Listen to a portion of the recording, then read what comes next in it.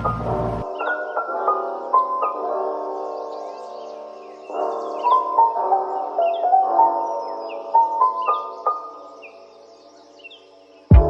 guys! Welcome back to my channel. For today's video, I'm gonna make a review out of Issy and Co's newest collection. It's their skin tint and their loose powder. So the shade that I'm gonna use is Vanille. The loose powder, I choose the illuminating one. So yeah, let's just try it out. And this is gonna be a wear test video as well. So if you wanna know if they're gonna last long on your face, then just keep on watching. Oh, by the way, I have a combination skin, so just a heads up. So if you also have a combination skin, then this must be more informative for you. Okay, so I just really got out of the bathroom and I am in a rush because I have a meeting in a few minutes, so I'm just gonna make this quick.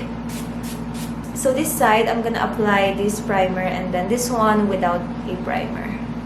Let's see if it's gonna last.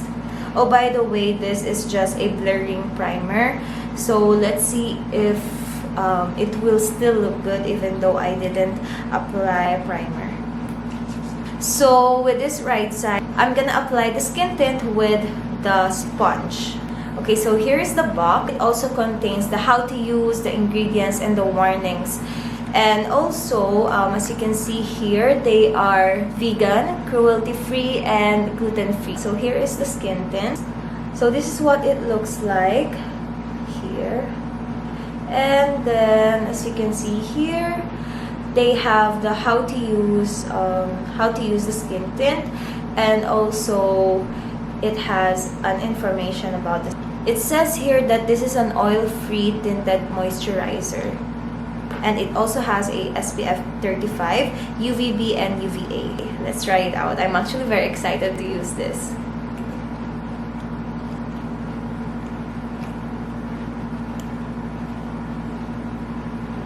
Okay, so I'm just gonna use this on my right side. By the way, the consistency of it is kind of thick. Ooh. Okay.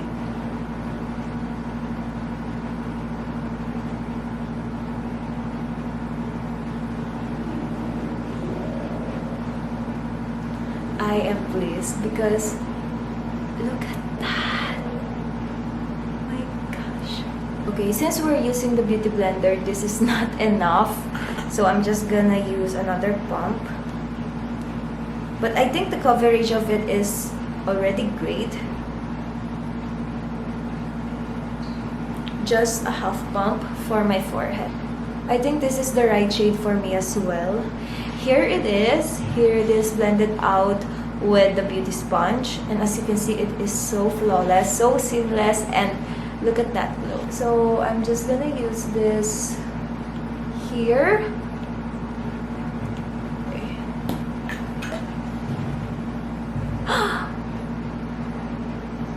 Oh my gosh, as you can see.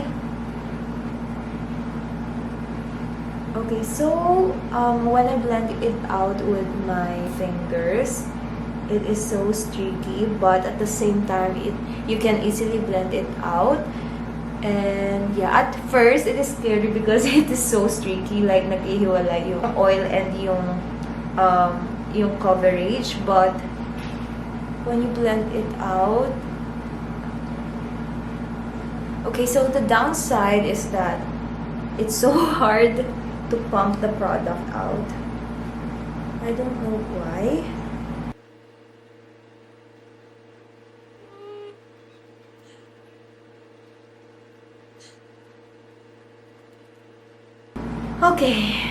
Okay, alam ko na yung trick. So, this is just the pump. Kailangan itataktak niyo siya na ganito para yung product is mas close siya dun sa mismong pump, para mas madali mag-pump out yung product. Okay, so here is it. Although dito kaya hindi siya mukhang flawless, unlike this one, kasi meron talaga akong blemishes dito, and I'm just gonna fix it with a concealer, okay? Look at that, it looks so seamless and flawless. I actually really like the effect it does to my skin.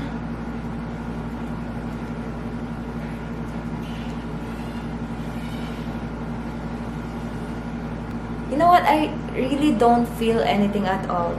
Like, kahit naglagay ako ng concealer, it doesn't feel like meron akong nilagay sa face ko, and that's what I really like. Okay, so this is the loose powder. Here is their hashtag Beauty Made Easy. And yeah, I chose the illuminating one. Yeah, the illuminating finish. And here it is, outside of the box. It's so cute. And I really like it because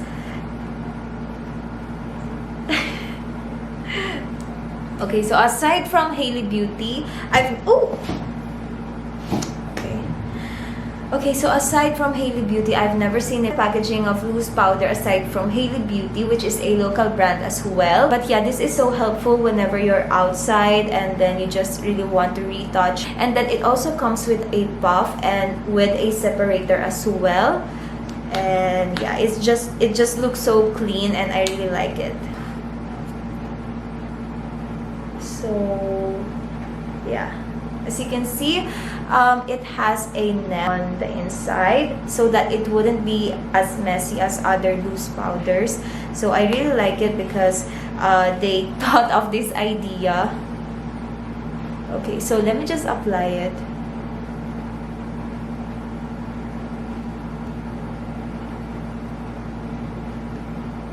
Okay, so I'm really confused because it says that it is illuminating, but I expected a little bit of shimmer on it, and I can't see one. As you can see, we still have that glow going here. I think that is the reason why they named it as illuminating, but yeah, I just really can't see any shimmers in it. I really like it.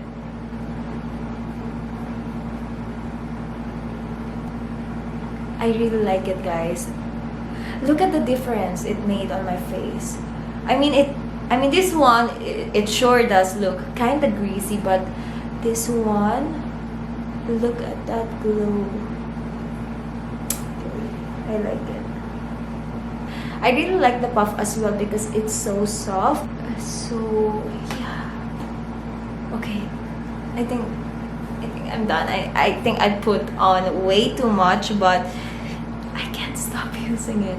Now it's only 1:28 p.m. I'm gonna be back at around 3:30 or 4. So yeah, bye. Hi guys, it's currently 4:30 p.m. and as you can see dito sa bandang nose area ko, wala na yan kasi sipon ako ng sipon kanina pa. Actually, wala akong nakikitang flakiness sa skin ko. Usually kasi kapag sa powder, sa loose powder, medyo nakikiki dito yung sa under eye area ko. But as you can see, it's not cakey at all. So yeah, it's a good thing.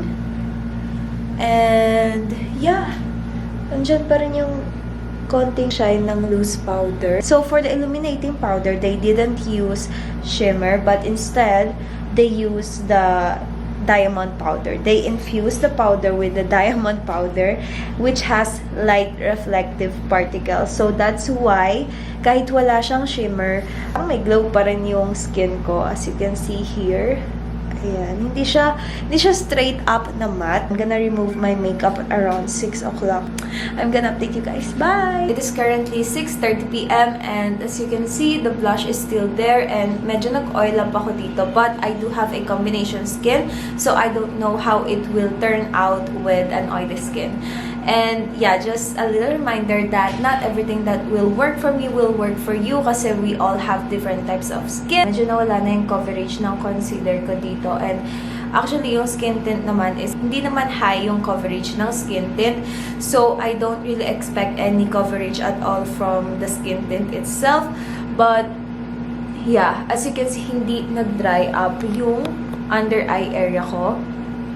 It still looks so smooth and flawless on my under eye area and the powder is still there. Dito rin kasi masyado ako maraming blemishes, so I think mas kailangan ng concealer dito sa bandang area nito. But yeah, overall, I really like everything on their newest collection. Actually, there is one thing that I am concerned of is yung pump ng skin tint kasi masyado siyang mahirap i-pump sa una, but ayun nga, nakita ko na need niya na upside down yung product, so mas madali siyang i-pump that way. So just a little reminder for you girls out there. So anyways, yun lang. The packaging itself, 10 out of 10. Actually, sobrang ganda kasi sobrang minimalist lang ng design niya. So yung skin tint, wala naman siyang masyadong coverage, which I really like these days kasi dito lang naman ako sa bahay. And of course, kahit na lumalabas ako, I only prefer skin tint, BB cream, or anything that is not too high of a coverage. And also, mag-summer na. So, and then yung loose powder naman nila, sobrang skin tint doesn't have that much of a coverage. It just makes your face flawless and smooth, okay? It's like the second layer of your skin. So yeah, I'm just gonna leave the links below para din na lang kayo mag-check out. And yeah, that's just it for today's video, and I hope you guys like this one. If you do, please do hit the subscribe button below, and see you guys next time. Bye!